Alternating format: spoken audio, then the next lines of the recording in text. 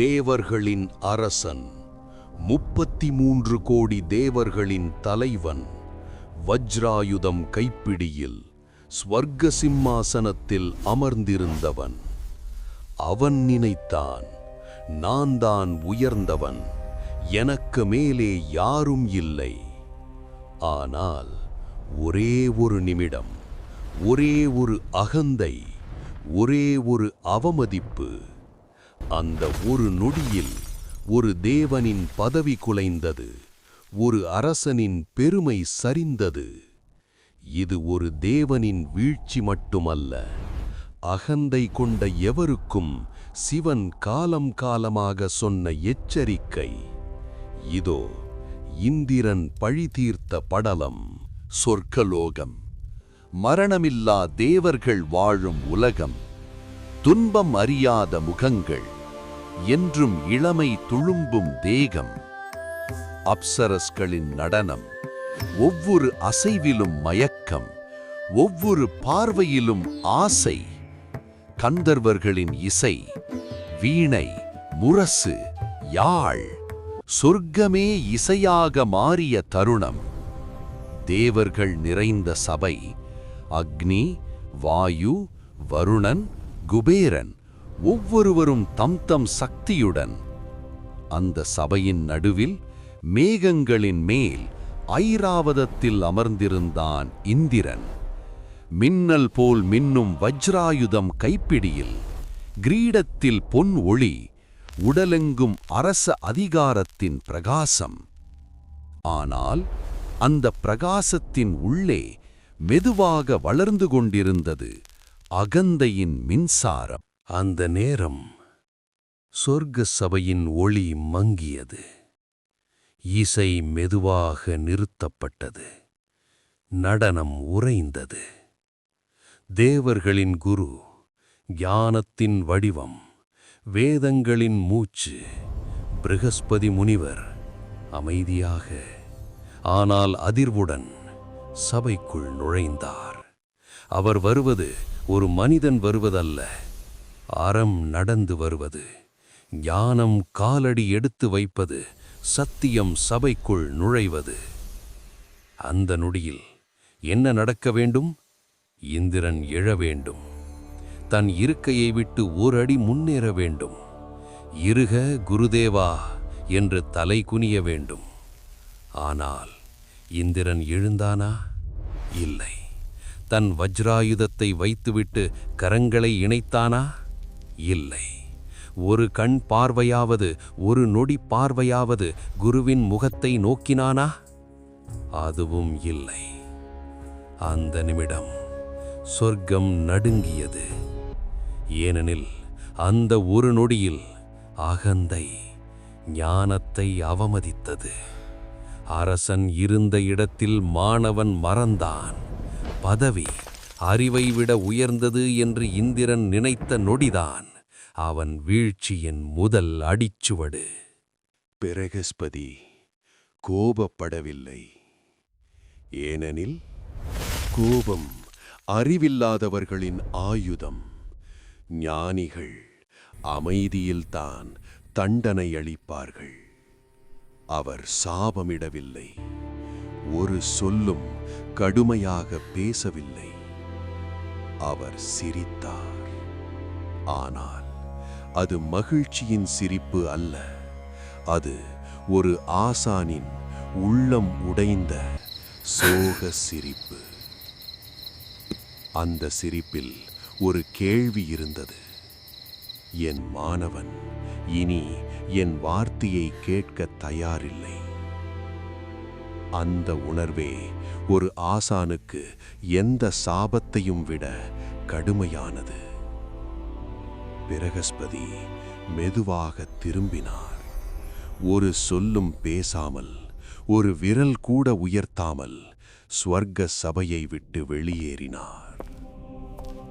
அவர் வெளியேறியது ஒரு மனிதன் அல்ல.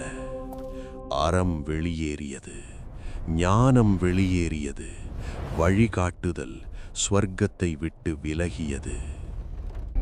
அந்த நொடி ஸ்வர்க்கத்தின் அடித்தளம் அதிர்ந்தது.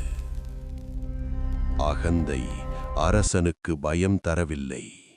ஆனால் ஞானம் விலகிய நாளிலிருந்து வீழ்ச்சி தொடங்கிவிட்டது. ஞானகுரு பிரகஸ்பதி வெளியே சென்ற அடுத்த நாளிலிருந்து எதுவும் சரியாக இல்லை. வானம் இருந்தது, ஆனால் ஒளி குறைந்தது. யாகங்கள் நடத்தப்பட்டன, ஆனால் அவை பலன் தரவில்லை.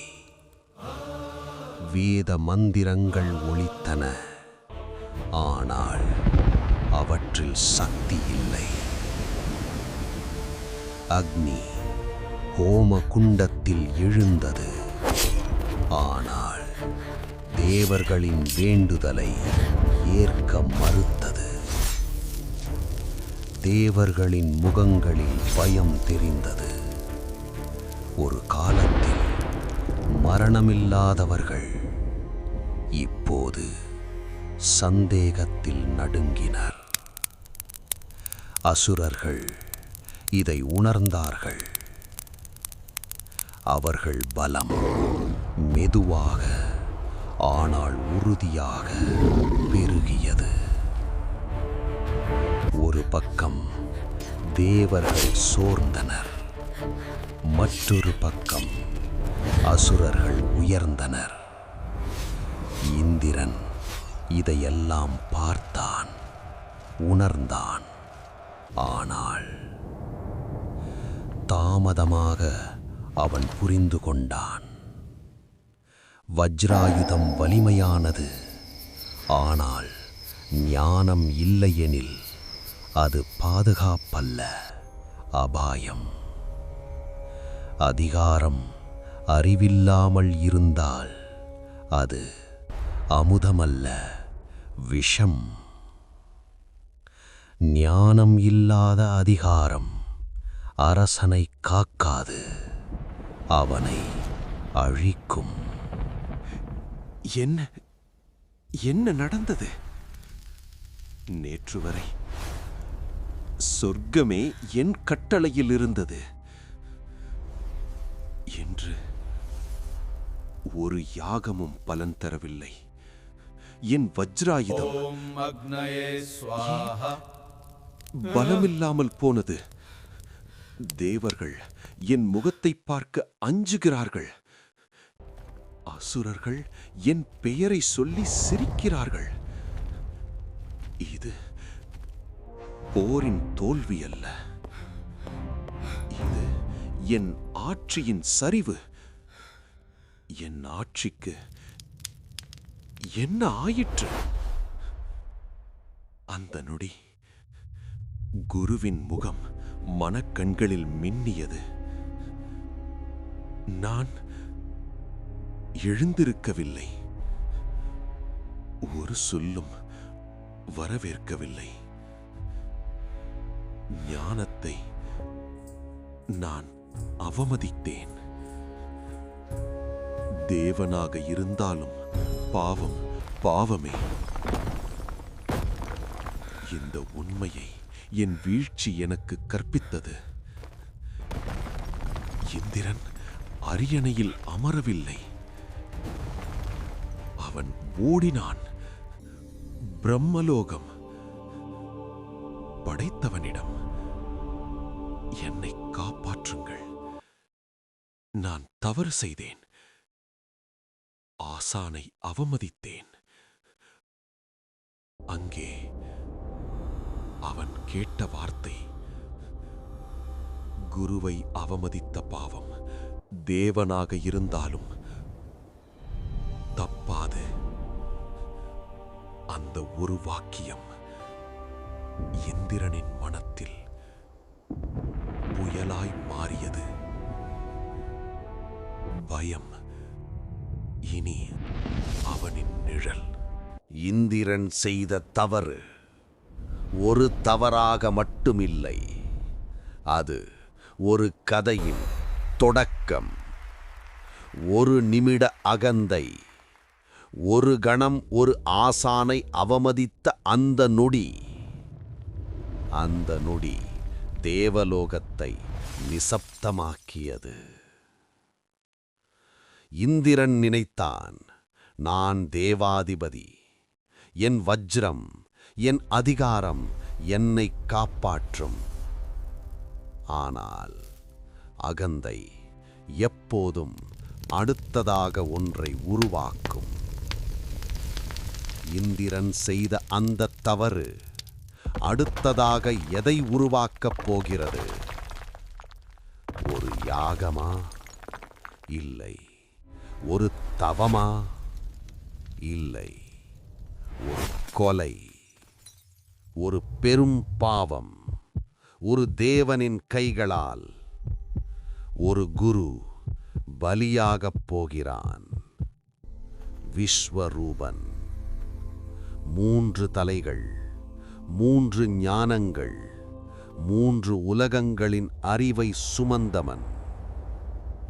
ஆனால் அவன் மரணம் ஒரு முடிவாக இருக்காது.